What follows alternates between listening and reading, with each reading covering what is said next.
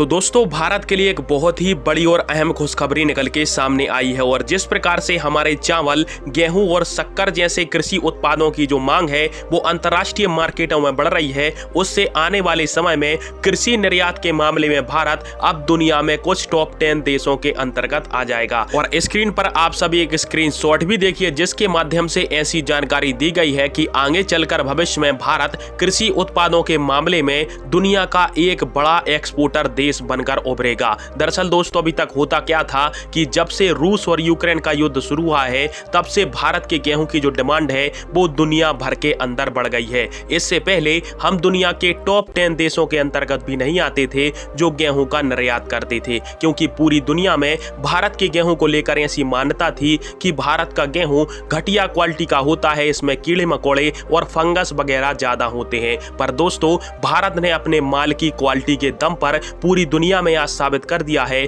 और भारत का जो गेहूं है दुनिया के सबसे टफेस्ट टेस्ट को पास करके दुनिया में उच्च क्वालिटी के गेहूं का दर्जा प्राप्त कर लिया है। पर दोस्तों अब भी भारत के कृषि उत्पादों के साथ बहुत ही ज्यादा गंदी राजनीति हो रही है, जैसे कि हमारे जो कृषि उत्पाद हैं वो काफी ज्यादा कम प्राइस पर खरीदे जाते हैं कंपेयर टू यूरोप और कुछ देशों के कृषि उत्पादों की तुलना में। जैसे कि हमारा जो चावल है अभी फिलहाल में लगभग 28 से 30 रुपए प्रति किलो के हिसाब से बिक रहा है अंतर्राष्ट्रीय मार्केट में। इसके अलावा जो अपना गेहूं है वो तो 26 से 28 रुपए प्रति किलो के हिसाब से ही बिकता है, जबकि जो और सारे देश हैं अपने सारे कृषि उत्पादों को 40 रुपए से अधिक की कीमत पर ही बेचते हैं। जबकि भारतीय चीनी की बात करें तो 2022 के शुरुआती महीनों के डाटा के हिसाब से यदि आप देखेंगे तो भारतीय शक्कर का जो प्राइस है वो अंतर्राष्ट्रीय मार्केट में 35 रुपए प्रति किलो था, जबकि अन्य देशों की जो शुगर है वो 45 रुपए प्रति किलो तक के हिसाब से बेची जाती है। और दोस्तों इन्हीं सब खतरों से निपटने के लिए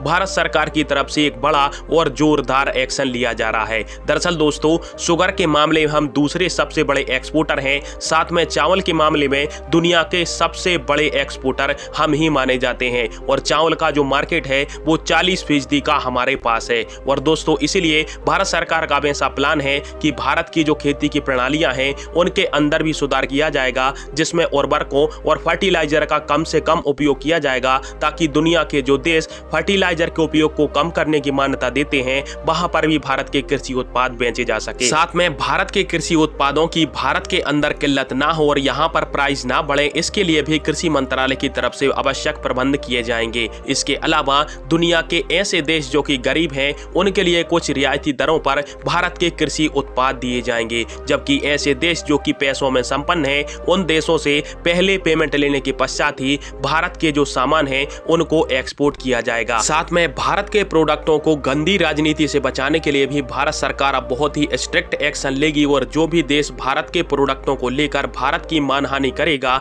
उसके लिए भविष्य में भारत से किसी भी प्रकार के सामान को खरीदना बहुत ही ज्यादा मुश्किल हो जाएगा। फिलहाल में आप सभी को क्या लगता है और क्या भारत दुनिया की कड़ी आलोचना का सामना करते हुए दुनिया के टॉप 10 एक्सपोर्टर देशों के अंतर्गत पहुंच पाएगा या फिर नहीं? कमेंट बॉक्स में फिर अवश्य दीजिएगा। वीडियो देखने के लिए धन्यवाद। जय हिंद, वंदे मातरम।